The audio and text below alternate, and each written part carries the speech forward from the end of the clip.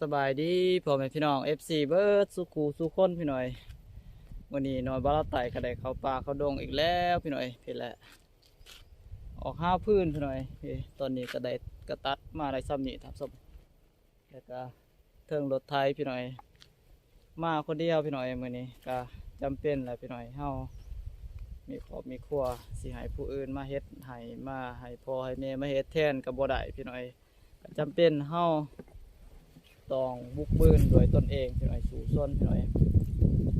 จำเป็นพี่หน่อย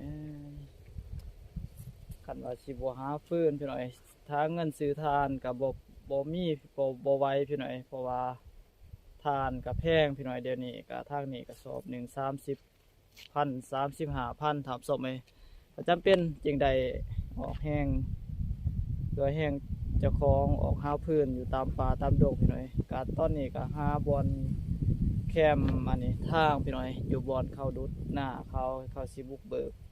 ทำการผลิตอ้อยทำส้มหรือว่าปลูกอ้อยทำส้มเฮาก็จะเป็นญาติโอกาสถือโอกาสนี้พี่หน่อยที่เข้าดุดใหม่ที่ทำส้มเฮาจึงได้มาตัดเอาเฮ็ดมาเฮ็ดพื้นทำส้มเมื่อให้พี่หน่อยชีวิตเฮาบ่มีอาชีพที่แน่นอนบ่มีอาชีพที่มั่นคงทำส้มจำเป็นบุกเบิกตัวบุกบืน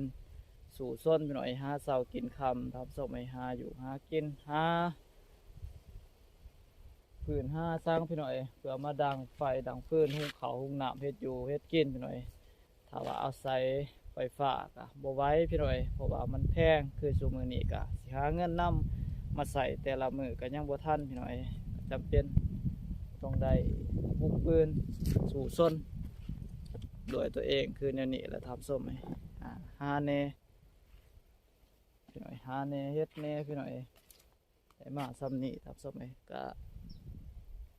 หลอดลมหลอดใต้พี่หน่อย